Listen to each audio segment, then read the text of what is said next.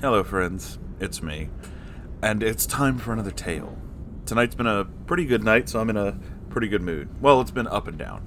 I had some technical issues, but Sango basically saved the day, so now things are better. Yay. And now we're going to read weird stories from our friend Mandelbrot, who sent us another Garfield fanfic. This is Garfield Land, which I think I know what the crossover this is, but I'm not entirely sure.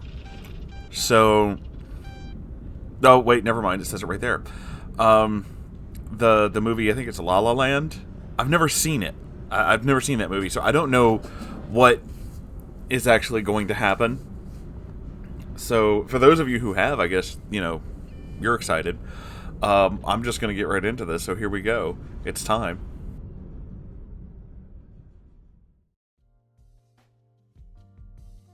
Salutations once again, Moonly Horsely. Why did you call me that? But also, hi. I bring you another tale of Garfield doing something. I don't know. Probably dicks a celeb or something like that. I have a story on my clipboard as I type this out, but I have deliberately decided not to read it as I hear you're reading to experience it. But in other news, I have decided what my next Garfield fic will be a crossover with. The story title is Garfield Rise of the P? Can you guess what it is? Not at all. But I do, that is my thing with reading these things. It's the reason why, I can go into neckbeard stories and the opening sounds very exciting. Or rather, the opening sounds like I'm very excited.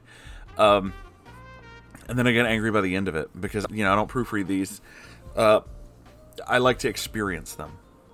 I know that's probably, stupid and auteur and, it's experience, whatever. It's how I do things. Judge me all you want. Anyway, without further ado, I present a Garfield crossover with La La Land. The description says, quote, Garfield and Sebastian battle for the soul and meaning of jazz. A love letter to Hollywood. Let us begin. Get ready, because this is a big one. Judging by the size of that scroll bar, I'd say you're right. Garfield Land. A love letter to Hollywood. Sebastian was sitting in LA traffic, thinking about how great jazz is and how he wished he was singing and dancing. I sure wish I was singing and dancing and doing jazz, thought Sebastian, with wishing merriment. Sebastian thought that doing jazz was the number one thing to do. If there was a better number than one, then it would be jazz. That's it. I will not suffer traffic. I will sing like the banshee and dance like the leper. What? Sebastian said with a raging cry. Tears rolled down his girlish face as he leapt from car. Sebastian began twirling and whirling and jumping on cars. People honked at him, but he did not care. He was the free spirit of winds. He danced like a man with two legs. Can I get that on a shirt? He danced like a man with two legs. As he flapped and flopped about and rolled about, singing about traffic and jazz, he saw a lovely lady of mystery in peaking distance, singing and dancing as well. Her hair fired like a burning bridge, and her skin was smooth like a newborn dove. What? His eyes saw her, and his heart felt the beats of his rhythm. He knew she was the one who would understand. Hello, my name is Sebastian, Prince of Jazz. Jazz is the blood that breathes my life, said Sebastian with prideful love. I am Mia. I am a barista, but I really want to be an actress, Mia said with longing. Acting is for cowards. Jazz is the way to go, Sebastian said with scolding words. But I do not like jazz, said Mia with pouting lips. Sebastian slapped Mia in the face. Then he slapped her again. Wow, what an asshole. You are tasteless ignorance. Jazz is the everything of our reality. Sebastian motioned with scrawny baby arms to the sky. That is jazz. I am sorry. I will try to understand, Mia said with weeping tears. This is good. You will come to my jazz club. It is called Lipton's, and it is the greatest jazz club. You will come and respect my might. Why is it turning into a supervillain? Sebastian said with sternness. Okay, said Mia with obedience. Now you may go. Be sure to wear pretty things and be prepared to learn life lesson of jazz, Sebastian said as he walked away. Sebastian walked down the street to his apartment. He just left his car there, I guess. where he saw Baby listening to the Allman Brothers and slapped him in the face. First off, that's a crazy pull of just the Allman Brothers for no reason. And secondly... Don't kick the goddamn baby! That is not jazz, said Sebastian as he walked on after Baby slapping. He's just walking down the street, just... Ah! The fuck? Sebastian walked with a skip in his step because he felt magic of love in his foot. This Mia would understand the meaning of jazz and be his jazz princess. Would they also have jazz cabbage? He would teach her even if it meant slapping her 1,000 times. Well, don't do that, that's fucked up. Sebastian entered his apartment where he kept jazz relics of old, like ancient saxophones stolen from the graves of jazz artists. Are they pharaohs? Is there like a jazz monument? He had hanging on his wall like proud trophies the trumpet of Louis Armstrong and the mummified hand of Duke Ellington. Okay, I was joking. Sebastian went to his refrigerator. He kept his blood taken from kidnapped jazz singers and went to his shrine of jazz where bones of departed jazz musicians were shaped to form an 8-armed idol. Alright, this is getting like really weird now. He is basically turning into a supervillain. Mighty jazz gods, I have found the princess who will be my everything. On this altar, I will deflower her womanhood and insert the sweet nectar of jazz into her she thighs. What the actual fuck? Sebastian said, holding cup of cursed blood and pouring it on the altar. Sebastian closed his eyes, and delusions of grandiosity filled his manless mind. He then dressed in his jazz suits and waltzed out to go to his jazz club Destinies. Cool. Meanwhile, Mia was at her apartment thinking about events of the day. She wanted to be actress, but she met man of love. Mia, don't be a fool, girl. You want to be an actress more than cows want to milk, said Mia's roommate number 1 with concern. She has no name.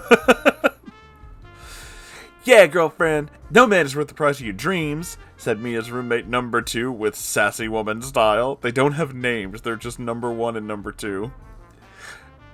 Listen to roommate 1 and roommate 2. They call each other that. They are telling you wisdom of truth, said Mia's roommate number 3 with advice. I do not know. I am full of confusion. We had sparks like thunder in a rod. What? He could be my man of dreams and light of my love, Mia said with dream-filled eyes. Be careful. Love is like two-headed serpent. One head dances and the other head bites, said Mia's roommate number 1 with teaching. Mia put on her prettiest dress of shiny crimson and walked out into street. After walking with steps, she came to Lipton's Jazz Club, where all who was jazz went. Sebastian was waiting for her outside. Hello, Mia. I am glad to be seeing you made it, said Sebastian with eyes like wolf. You are looking dashing, Mr. Sebastian, but I am full of nerves. I do not know what jazz is, Mia said with wondering caution. It is okay. Soon you will learn. This is hallowed halls of jazz. In this temple, you must show respect and do as I say. Is he trying to say jazz is a cult? Prepare your mind for expanding, Sebastian said as he led her into club.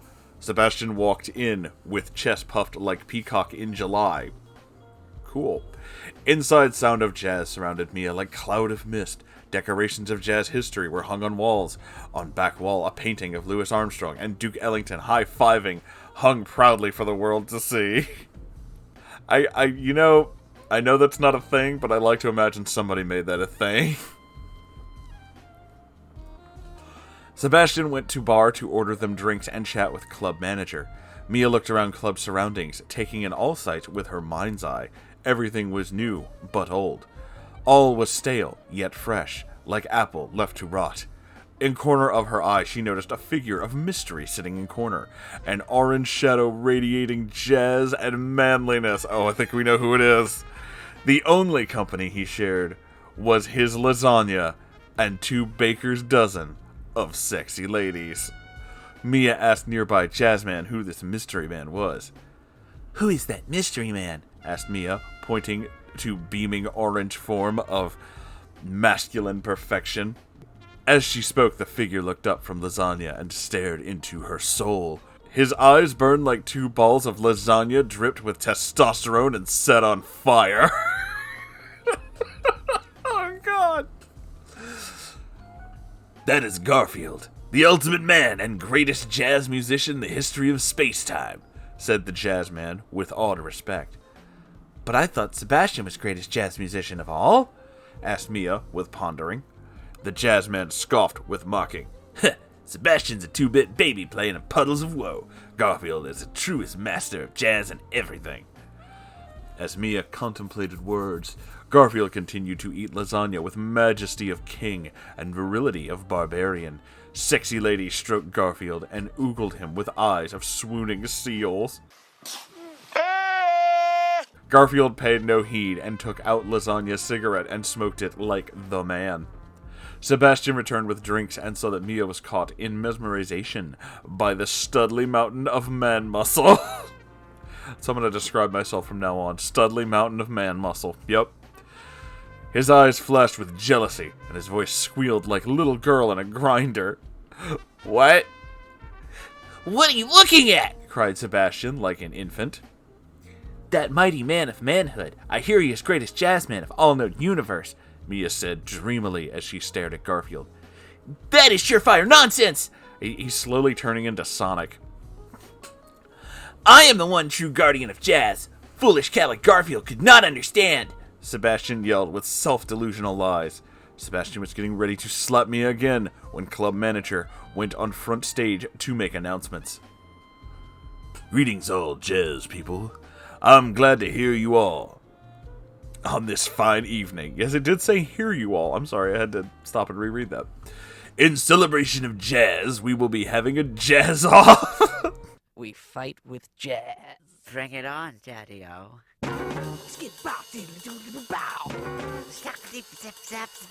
First prize is honor of the jazzman and 100 gallons of lasagna. I like the lasagna is measured in liquid form. Announced club manager with proclamation. Sebastian's ears peaked at the hearing of contest.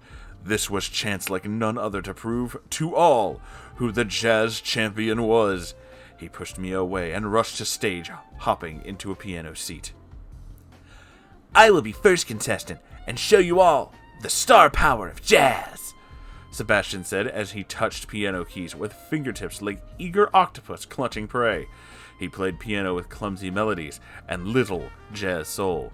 He was making sure flat fool of himself, but he was convinced of his majesty.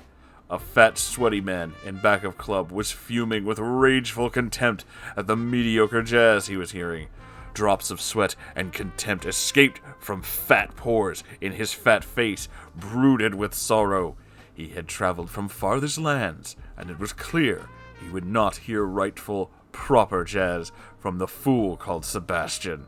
After Sebastian finished self-humiliation, he stood up and bowed, but everyone frowned and booed. The fat, sweaty man stood in sullen and shook his head with disapproving. It seems art of jazz is truly dead. Will not a real man come up here and show the true nature of jazz? Asked club manager with dying hope. With sudden movements, the orange shadow of mystery put out his lasagna cigarette and stood up. All turned around with eyes of looking as they saw a figure of Olympian manhood walk onto front stage. His body was chiseled like Martian canyons. Cool. And his muscles were hard like steel diamonds. It's an interesting combination, but go off, I guess. Garfield, will you show us true jazz? Asked the club manager with caution. He looked at club manager with the volcano eyes of mountain justice. Without words, Garfield took a saxophone from his pocket, just had it in his pocket, I guess, and began playing the solo from Tina Turner's One for the Living. The melody of pure jazz overcame all in audience. Men stood up and clapped their hands and screamed in glee. Ladies crawled on their knees and wept tears of revelation. The sweaty fat man in back smiled for the first time in 30 years, and sweat drops of joy ran down his very fat face. Tears ran down the faces of the painted figures of Louis Armstrong and Duke Ellington. at the sheer force of pure jazz. After Garfield finished his solo of jazz supremacy, the club manager went back to the mic for congratulations. I think no more contests are needed. It is clear who is winner. Garfield, you are a true icon of jazz for all ages. Please accept the honor of the jazz man and the 100 gallons of lasagna. The club manager congratulated with awed humbleness. Garfield took his wagon of lasagna in manly silence and returned to his seat. Sebastian was throbbing with fiery fury. I am the savior of true jazz, not this cat. He'll pay my piper. Oh my, Sebastian thought with stupid ignorance. He was very good, said Mia with approval of Garfield's manly jazz. Silence, you stupid girl. You would not know jazz if it spat on your face. Sebastian spat with spiteful bile. Sebastian marched over to Garfield's table, like a lumbering, puny weakling, and slammed his feeble hand on Garfield's table. Garfield, you are a damn fool and imposter. You are all commercial. You play jazz for lasagna, not love. Jazz is greater than lasagna. Lasagna is food for boneless weaklings. Sebastian screeched like owl begging for death. Whoa. Garfield stood up with the velocity of jetliner. You spew ramblings like neutered hyena, impotent and full of nonsense, Garfield said with truthful righteousness. You are nonsense. Lasagna is nothing to jazz, Sebastian protested with sobs. Spineless puppy. Jazz is nothing to lasagna. When world is shattered and earth is dust, jazz will die like all things. But lasagna will live, and so will I. But not you. Lasagna is love. Lasagna is life. Garfield said with depths of 1,000 oceans. I silence you! Squealed Sebastian as he slapped Garfield with infant hand. His puny palm deflected off Garfield's muscle might, and his hand shattered into 1,000 bone fragments and hung limp. Looks like I need to be slapping sense into you, said Garfield as he grabbed Sebastian by pathetic collar and slapped his stupid face with palm of stainless stone. He slapped him 24 times, but held back his power. After slapping, Garfield saw Sebastian was near death. He went to bar and poured cold water on his face and used a defibrillator to wake him so he could slap him some more. He then slapped Sebastian 24 more times to instill lessons of wisdom into the fool's leaden skull. Now do you know what is best? Asked Garfield with tutorship as he gripped the weak pencil neck. What is best in life? To crush your enemies, see them driven before you, and to hear the lamentation of your women. I know jazz is best, and I will be greatest jazzman in all of millennia, Sebastian said with stubbornness. He then spat blood and tooth at Garfield's feet in fool's defiance. Your words are worms, and your head is the king of worms. Go burrow in mud with your fellows, Garfield said with ironclad justice as he tossed Sebastian out a window. Entire club got up on feet and applauded Garfield. They cheered and whistled at his mighty rightness. School bus stopped outside in front of Sebastian, and school children got out to point and laugh at him. Sebastian got up and limped home, tears of salty sorrow running from bruised cheek. Inside club, Garfield enjoyed just-deserved compliments from all. Mia approached Garfield with desire, flaming in eyes, and her skirts. Oh my god! Garfield, you are a true man. I thought I was in love with Sebastian, but I see he is a pathetic loser man. Will you come home with me and let me pleasure your manhood? Oh my! Mia said with seductive tone. Garfield looked Mia over and saw she had supple body of desire and pretty face. Sure thing, Pepper Pants. Pepper Pants. Oh my god. I will inject my man syrup into your thighs, you. Garfield said with flirtations. Mia smiled with happiness at Garfield's romantic words. He led them to her apartment in other side of L.A. When they entered, Mia was embarrassed. It was not Mansion Villa that Garfield probably had. I am sorry my apartment is not big and grand, said Mia with shame. It is okay, tight lips. What the fuck? Soon you will know biggest and grandest thing of all, said Garfield with a wink. Suddenly, Words and motions were heard coming from other rooms. Mia's 3 roommates came from kitchen, each wearing sexy lingerie. "Hey there, Mia. Who's this most handsome guest?" asked Mia's roommate number 1 with sultry curiosity. "He looks like prime rib of man cooked extra hunky," said Mia's roommate number 2, admiring Garfield's toned body. "Don't hog the man buffet. Let us have our share," said Mia's roommate number 3, rubbing Garfield's bicep mountains. It's gonna be a Garforgy, you guys! "This is Garfield, the ultimate man. He has come to fill our woman glasses with his pleasure milk." "Oh God," Mia said with honesty. "This is right, ladies. I am here to teach you my man lessons.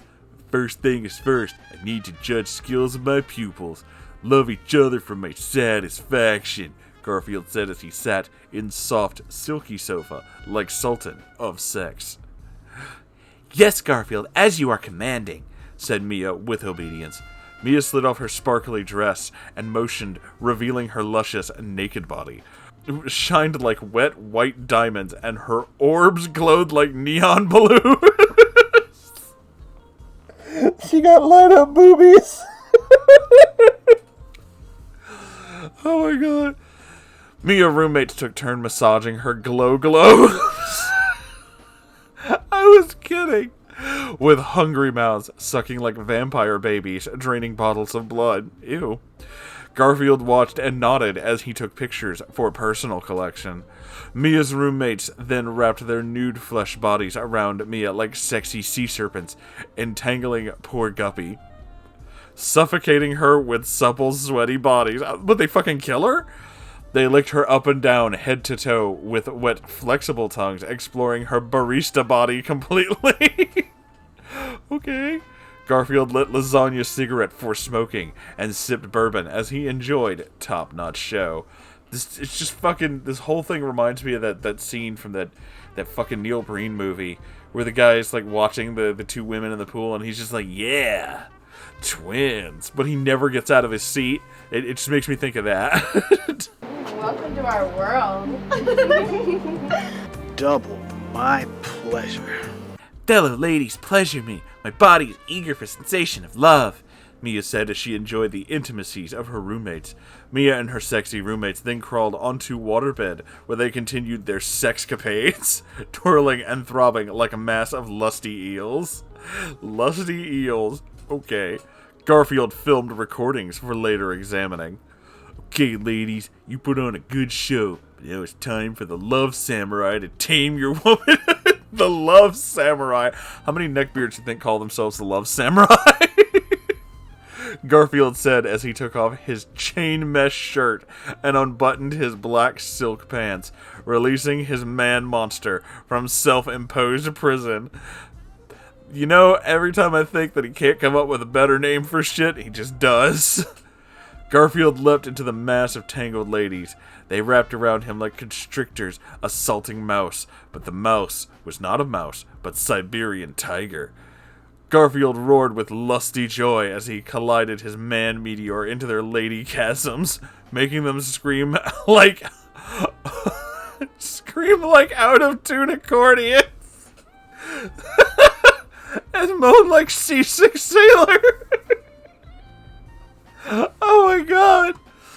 The sweat of their loving poured out of their skin like waterfall of slime. Ew. Covering their bodies in sexy goo. Disgusting. As they rolled around like hogs in pit of wet lustiness. You know, now I'm just getting nauseated. Meanwhile, in his apartment, Sebastian brooded while listening to 9 Inch Nails.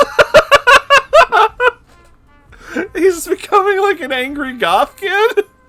And yelling at it for not being jazz. Oh, okay. He stirred in hateful anger as he broiled over the happenings of the day. He envisioned Garfield's manly powers, besting him in jazz and lady-loving. He thought of Mia being pleasured by manly power like no other, and his mind shattered with jealous envy. "I will become vengeance," screamed Sebastian with determination. His mind rolled with plots. His brain was a nest of vipers scheming venomous death. Suddenly, from his bone altar, he heard a bellow voice of hissing chaos. A clearing image came from misty toxin fog of his mind, and plan revealed itself to him. I know now what I must do. I will go back to Lipton's and steal all their precious lasagna supply. I will consume all lasagna and become 10 times the jazzman Garfield is, Sebastian declared, fists clenched into palms. With his courses set, Sebastian went to his closet where he kept his crossbow. He then waltzed to Lipton's with arrogant marching feet, ready to steal the lasagna. Sebastian barged into Lipton's, kicking door open and pointing crossbow at club manager. Halt, fool! Do not be moving or I will nail your heart to a wall, Sebastian ordered with threats.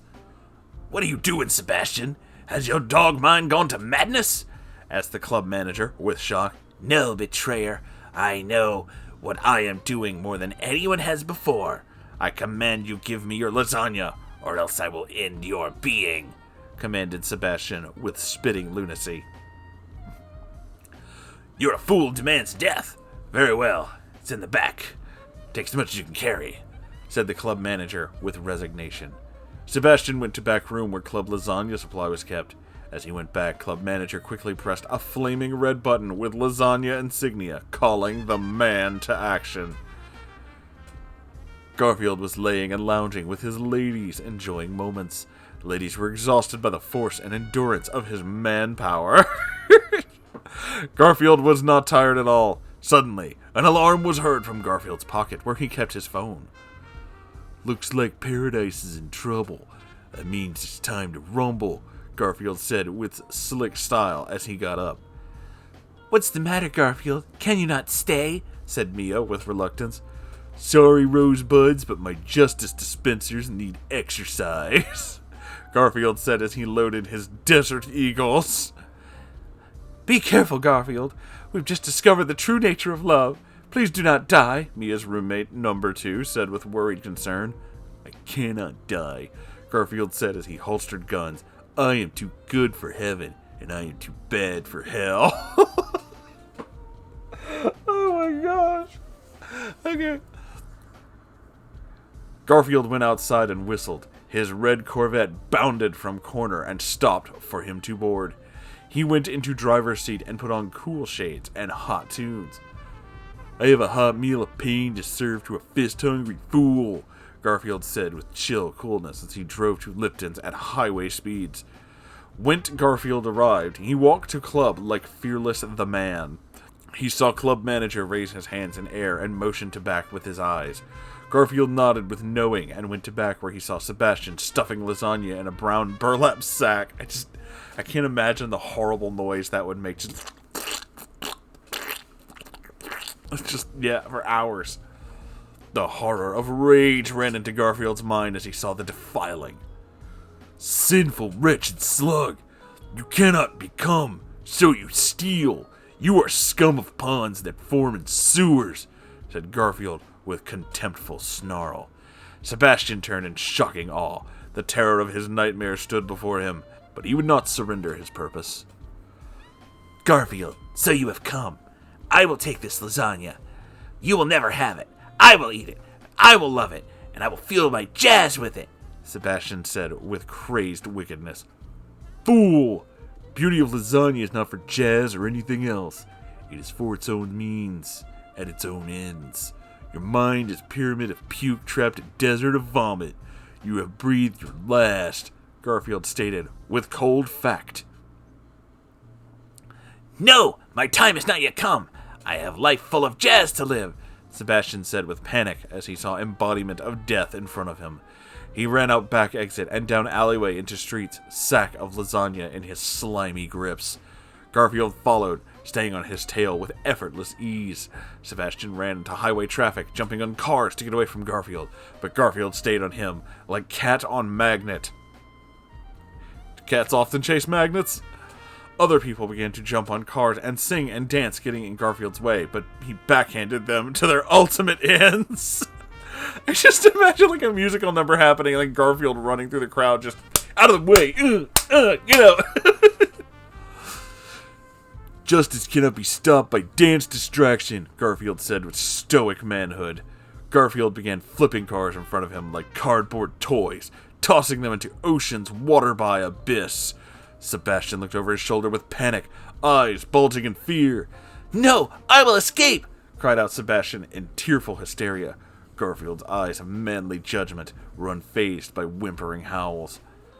I will pave road to hell with your blood and build a freeway with your bones, Garfield exclaimed with iron will. Sebastian stumbled away, overcome with horror that he could not escape. Finally, he came to dead end of unfinished highway. It overlooked Ocean's abyss, and there was no running for the fool. Garfield, please, take the lasagna back, spare my being, Sebastian pleaded, with sobbing pathetic. Garfield stood in masculine perfection. Rising morning sun reflected off his abs with rays of majestic beauty. He slowly shook mighty head. It is time to enter the dreamless sleep. My fist will be your lullaby, Garfield said with just retribution. Garfield took Sebastian by neck, lifted him high to the sky. His grip began to choke the life out of the evil slime, and his face went white with chalk. Finally, tired of the game, Garfield raised him higher, and with both hands to the sky with offering motion. Allies of the sky, hear me and feast on sinful flesh. Garfield echoed the unending air at his calling. Birds of prey soared down, swooping, and began pecking at Sebastian as he screamed in agony. They feasted on his inside and pecked out his eyes, and he yelped in undignified torment. When they had had their fill, the birds went back to their nests to feed their young. Be careful, air pollution's bad for your allergies, Garfield said with dry wit. He then, with manly will, summoned toxic smog cloud from depths of Los Angeles. He can just do that, I guess. The smog cloud overcame them and melted torn remains of Sebastian down to skeleton. Garfield blew remaining smog away with hurricane force. Looks like your career just sank, Garfield quipped as he tossed skeleton into ocean abyss where it sunk into depths. After dispensing of justice, Garfield saw figures approach. It was Mia and roommates. Garfield, I am so glad you are among living, Mia said with relief. It was nothing, sugarcoats. Sugarcoats. I ate lasagna and I breathed judgment, Garfield said as he put arm around his lucky ladies. As Garfield caressed his ladies with his man arms and pinched their behinds, glittering ghosts appeared before him. It was the spirits of Louis Armstrong and Duke Ellington. Garfield, we've come from afterlife to thank you for defending purity of jazz. I can't really do this impression, and it hurts my throat, but I'm going to try anyway. Said Ghost of Louis Armstrong and Duke Ellington with gratitude. I was just doing the duty of the man, Garfield said with manly humbleness. You've dealt with the usurping defiler and proved to be a true jazz champion. In honor of your heroics, we want to give you this, said the spirits of Louis Armstrong and Duke Ellington, taking from their ghostly pockets, golden trumpet with diamonds and lasagna insignia. It glowed with majestic jazz powers, and the lasagna symbol burned with blazing brightness. Thank you, my friends. I will take this trumpet and defend honor of jazz and lasagna, Garfield said, taking trumpet with manly hands. Very good, Garfield. You're indeed a real man. Let fortune shine on your paths, said spirits of Louis Armstrong and Duke Ellington, said with approval. I just assume they're both talking at the same time, and I do that layer effect that I sometimes do, but I'm not gonna because that's like hard, and my voice already hurt, so no. Thank you, my afterlife allies, but now I have to show these ladies how to blow other kind of trumpet, Garfield said with a wink as he put arms around ladies and walked back to apartment. The spirits of Louis Armstrong and Duke Ellington gave Garfield thumbs up as he walked away into sunset with eager beaver divas ready to rumble beds like none other. The end? Question mark?